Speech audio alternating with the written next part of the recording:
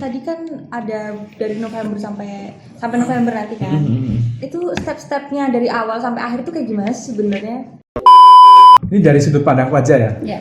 Program pengabdian masyarakat tuh lebih Kalau untuk pembangunan seperti itu, apakah benar-benar pure dari desain sampai pembangunan itu dari tim sendiri, atau ada sangkut paut warganya, atau warganya ikut membantu mendirikan seperti itu?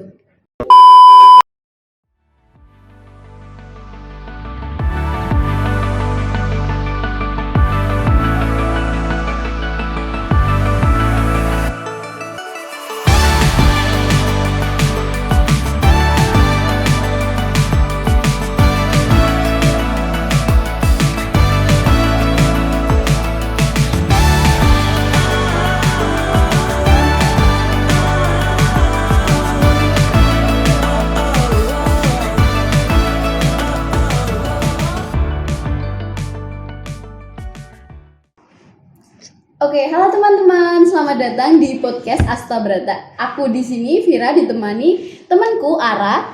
Kami di sini bersama dua narasumber dari tim inti PPK Ormawa Himars Asta Brata. Yuk, boleh kenalan dulu kakak-kakaknya.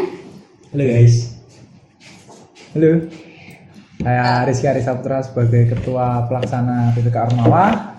Dan saya selaku Ketua Umum Himars Asta Brata yang menanggung jawabi semua acara yang dilaksanakan oleh tim PPK Ormawa. Itu. Mungkin sekalian bisa dijelasin Kak, PPK Ormawa itu apa? Latar belakangnya seperti apa? Ini mau dari siapa dulu nih?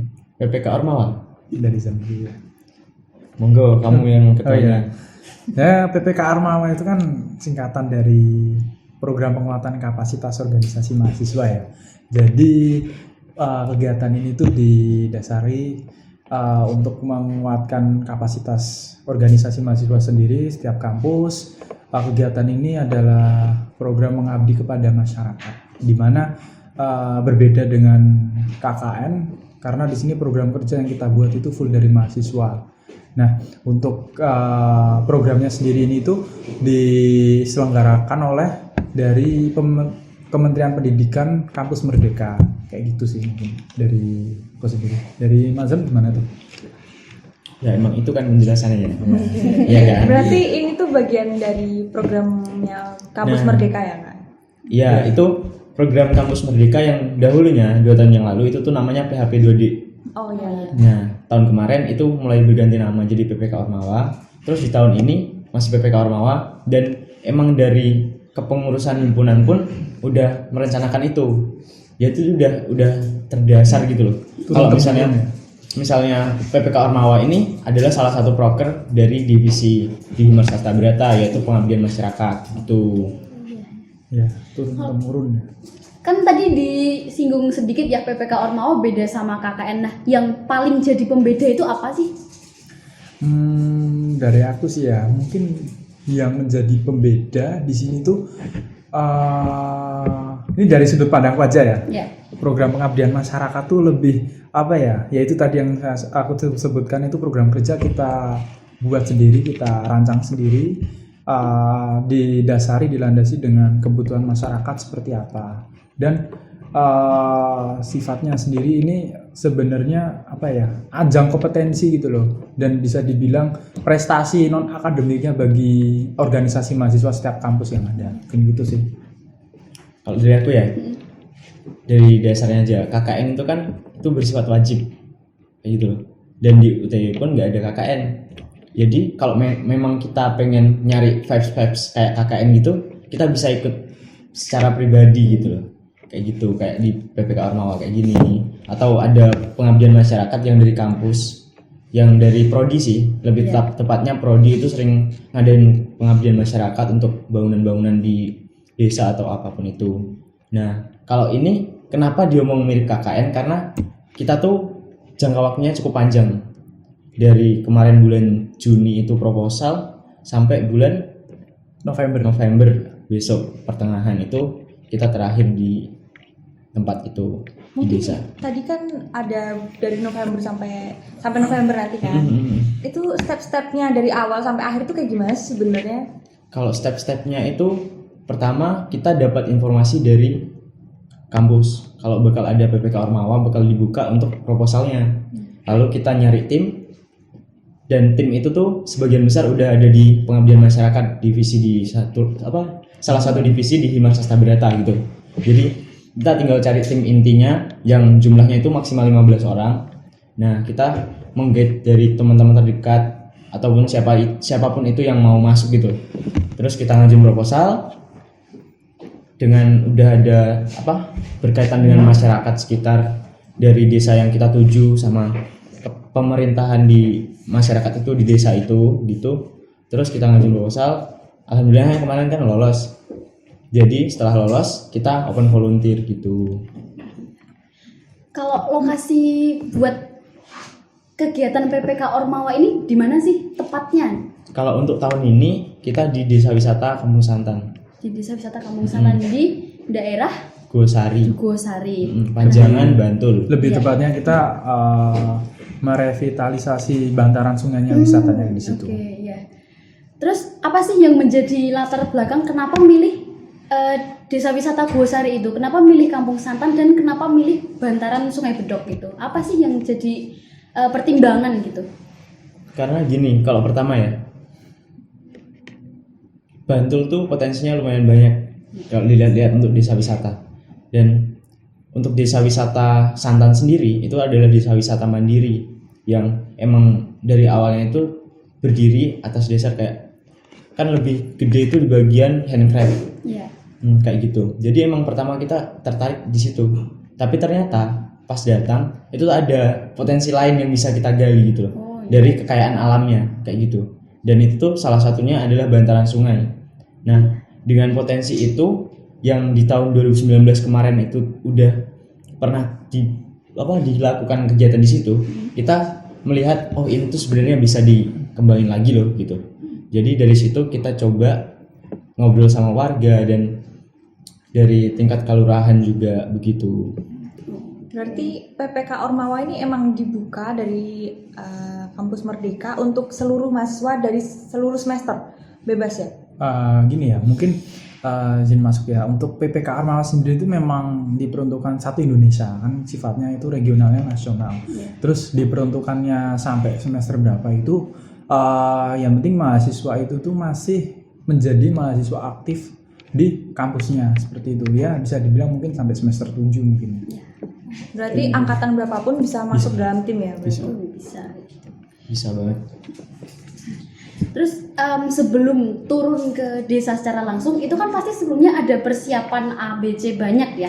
Boleh disebutin nggak itu ada persiapan apa? Atau ada seleksi khususnya malah dari dinas sendiri?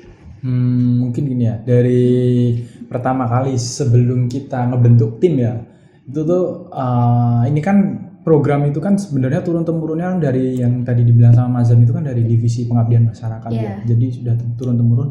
Nah, dari divisi pengabdian masyarakat pun itu sudah memilih lokasinya dulu, lihat beberapa yang cocok dijadikan objek kita untuk pengabdian masyarakat di mana. Nah, itu sudah ada tempatnya. Nah, lalu dari situ dari pengabdian masyarakat itu membentuk tim lagi karena PPK Ormawa ini membutuhkan bantuan orang lebih banyak karena ya gimana ya, ini kan programnya juga lumayan lama dan juga tanggung jawabnya besar gitu. Nah, di situ tim PPK Ormawa sendiri itu sudah melakukan observasi dulu itu. Observasi itu dalam artian kita sudah menggali data ke Pak Dukuhnya dulu setempat, terus Pak Lurah, terus Pak Carinya, mungkin seperti itu sih. Terus konsultasi dengan dosen pembimbing juga. Terus hasil dari observasi teman-teman itu dijadikan satu untuk output satu kita, goal satu kita dicantumkan di dalam sub proposalnya itu. Mungkin itu sih. Dari Mas gimana?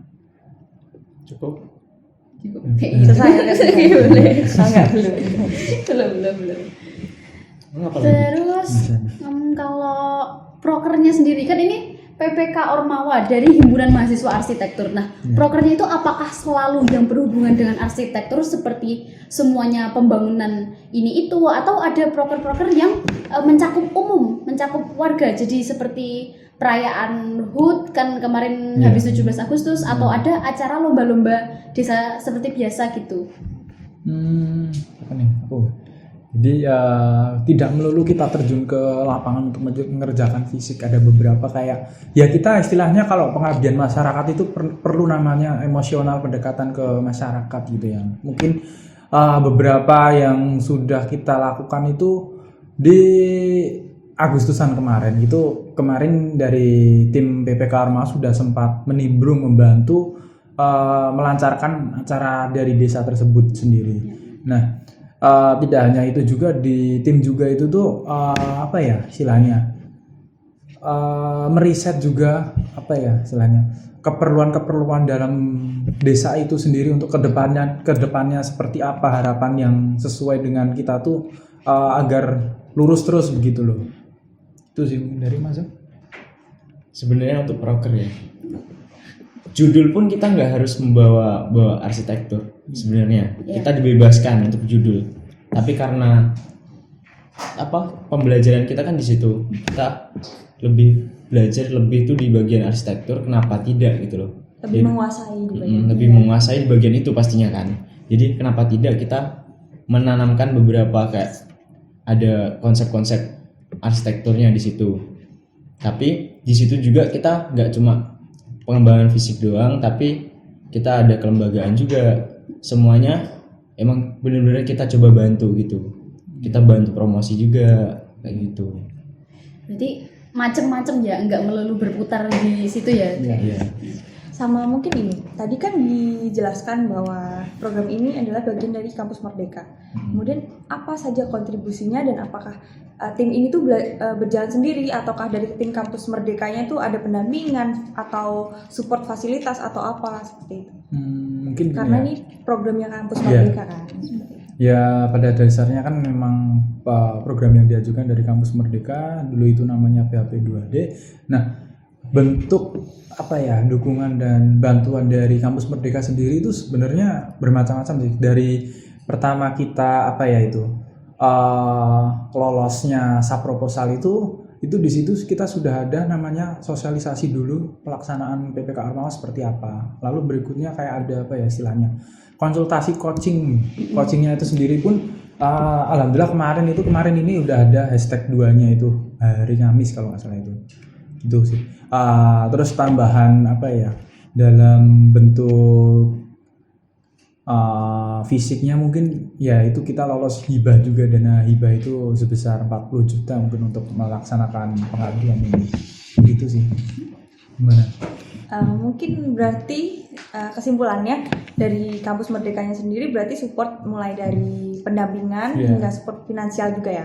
Berarti mereka pas pendampingan itu kita timnya tuh dikasih terms of reference-nya atau tornya seperti itu atau SOP-nya caranya gimana Ada kita sih.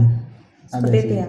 Kita mungkin menambahkan juga ya dari program PPK Ormawa Kampus Merdeka ini tuh tidak hanya kita melaksanakan PPK Ormawa itu terus tidak, tetapi masih ada seleksi lagi yaitu seleksi abdidaya. Itu sih. Jadi itu salah satu fasilitas atau kesempatan yang bisa kita dapatkan di situ. Apa tuh? Abdidaya itu apa? Mungkin bisa dijelaskan. Mungkin Untuk abdidaya ya. Jadi untuk tim PPK itu tuh nanti ada standarisasinya gitu loh.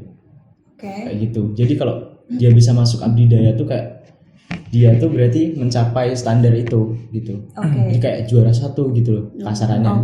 Gitu. Berarti tetap ada antara satu tim yang lolos dengan tim lainnya yang lolos itu tetap ada bukan saingan ya, mungkin penghargaan. Mungkin lebih ke biar semangat aja gitu kerjanya.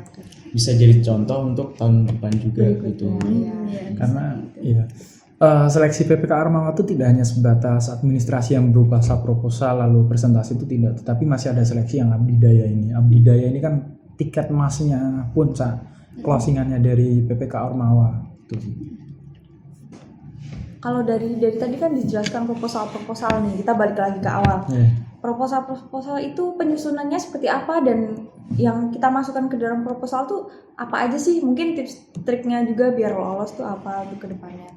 Gini, kalau untuk proposal ya sebenarnya kita dibantu banget sama pihak kampus.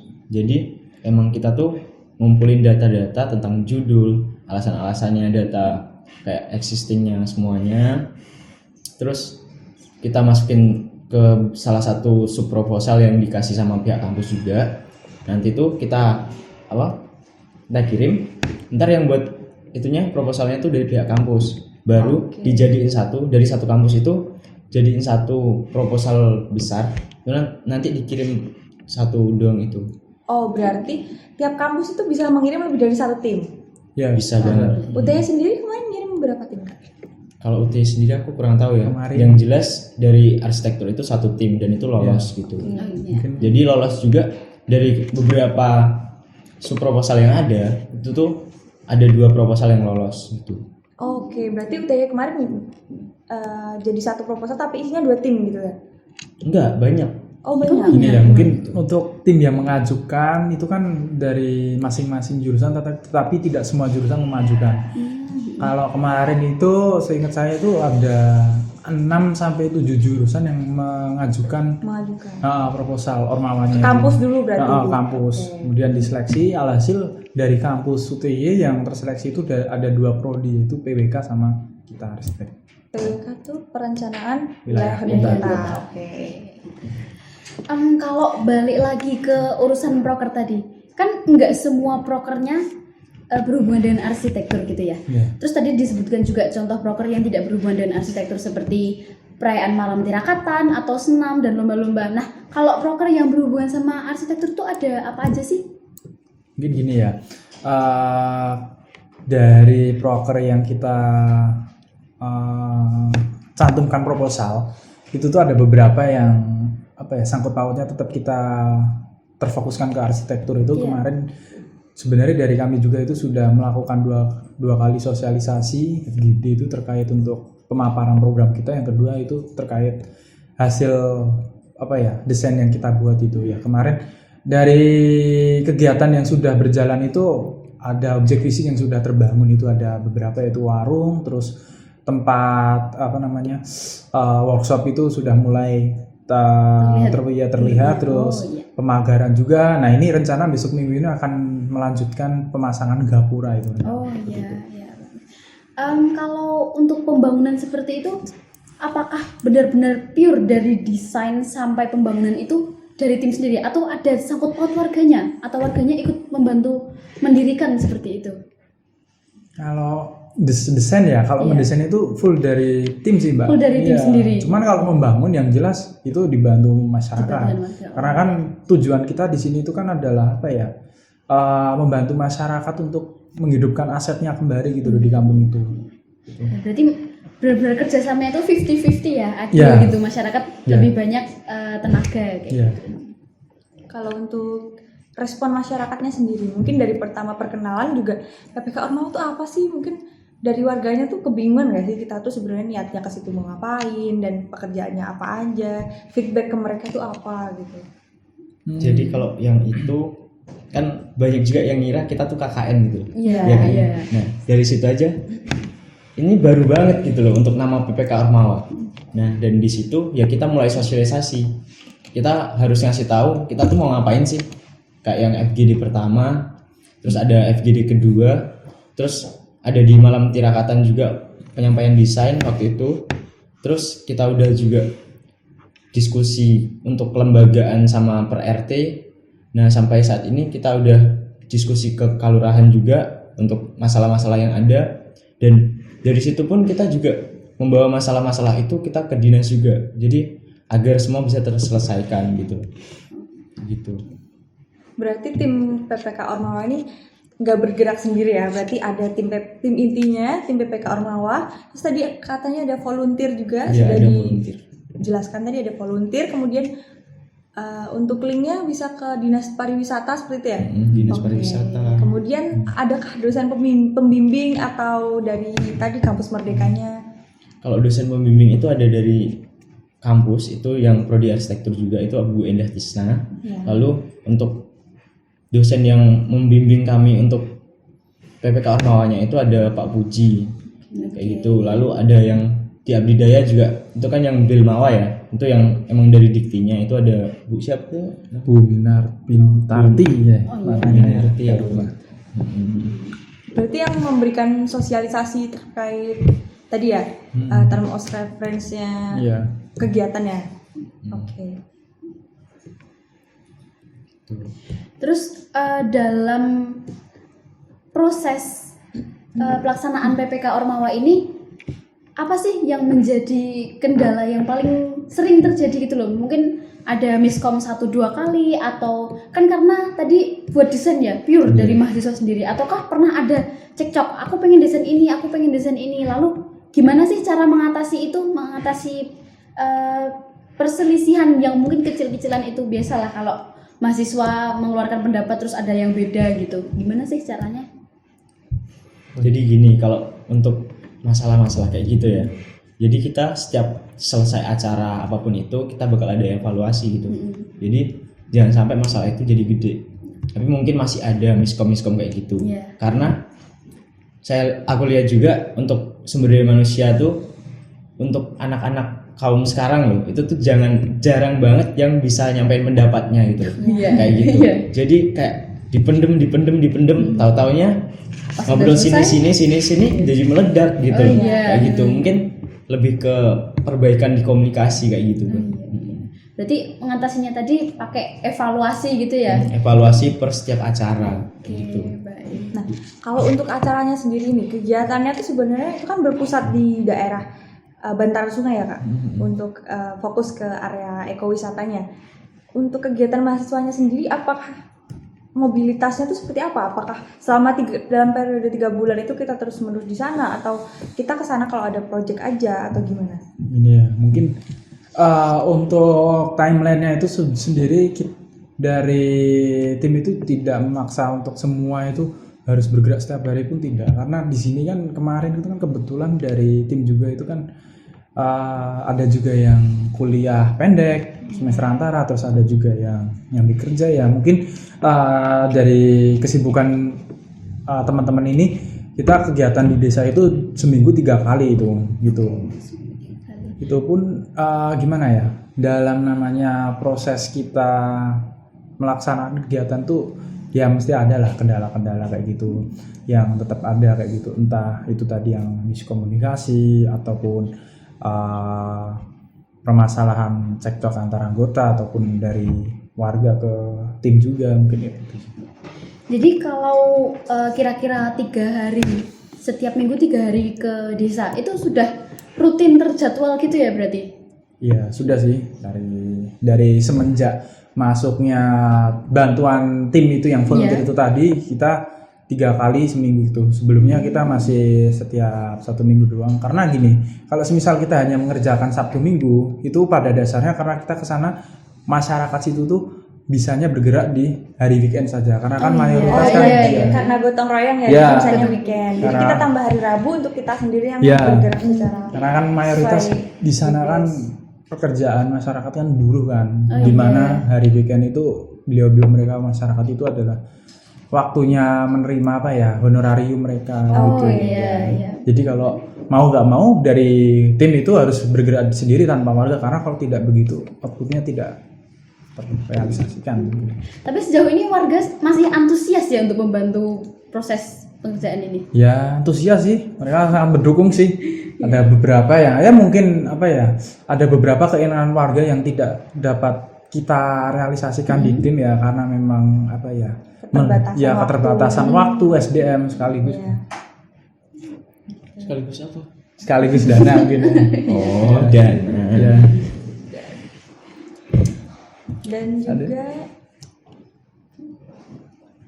kalau untuk PPK Ormawa sendiri, dari keanggotaannya nih, ada nggak sih anggota-anggota yang sekiranya mungkin agak gimana ya, lebih fokus ke satu hal gitu. Jadi misalkan anggotanya berapa tadi? Ber-40. Wah, 40 banyak ya. 40 tuh misalkan adakah untuk yang dibagi yang 10 di mana, 10 di job desk-nya apa? Tadi kan ada kegiatan fisik dan non fisik. Apakah ada yang dibagi ke fisik dan non fisik seperti itu? Ada. Itu kan pembagian juga udah ada di itu sub proposal yang pertama ya. Oh, berarti pembagian job desk-nya itu udah ada dari proposal pertama? Tapi setelah di lapangan itu tuh bakal kayak kondisinya berbeda gitu loh. Oke, Jadi- sesuai kondisi ya. Kita harus sesuaiin untuk kondisinya. Jadi kita mengubah kayak ada dari BPH pengurus harian, terus ada divisi acara, ada tim riset, ada tim perkap ya, Ya, Terus- sama media juga. sama media gitu. Karena itu semuanya kayak kalau dipecah jadi itu kayaknya udah maksimal banget sih Oke. kayak gitu. Mungkin ya apa ya, menambahkan juga yang terkait pembagian job desk itu memang sebenarnya itu di apa ya, dari proposal udah ada, cuman ketika kita realisasikan di lapangan itu tidak semuanya dapat 100% sama karena kondisionalnya Ya, ngikutin berbeda. kondisi ya berarti. Sesuai kondisi ya. Paham. Iya. Kalau untuk desain sendiri nih, dari yang mahasiswa bikin tuh adakah kesulitan? Kan bareng-bareng kan ya bikinnya gotong royong sama masyarakat. Ada nggak sih kayak lo gambarnya begini kok kira-kira masyarakat kesulitan gitu, atau kok ternyata jadinya kayak gini gitu. Sejauh ini udah berapa persen kira-kira fisiknya terbangun? Mungkin dari persentase sih bisa dibilang sih itu kan area lapak itu sudah terbangun ya, itu ya mungkin bisa dibilang 40 sampai 60 lah. 60% Iya. ya. Persen.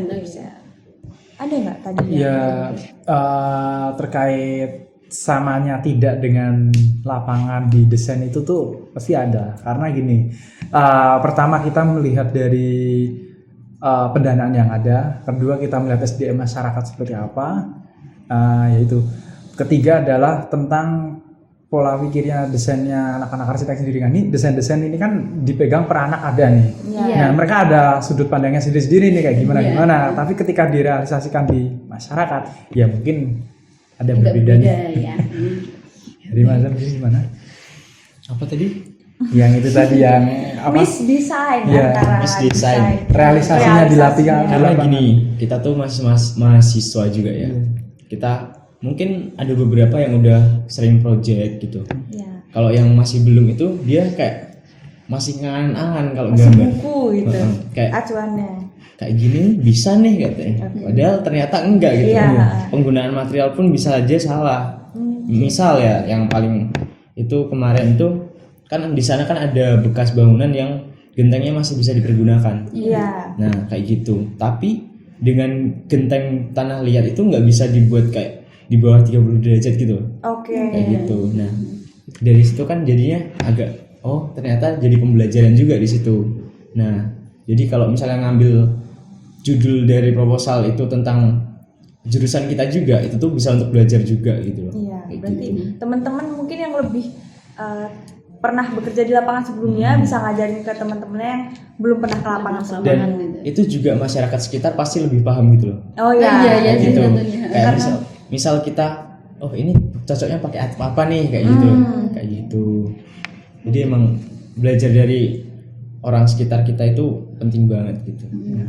Kalau dari segi desain, kita masih ngobrol soal desain dah. Dari segi desain sendiri, selain mungkin teknis pelaksanaannya nih, mungkin dari bentuknya atau dari materialnya sendiri, itu ada nggak sih sesuatu yang kayak unik atau ternyata ini desainnya bentuknya dari warga atau gimana?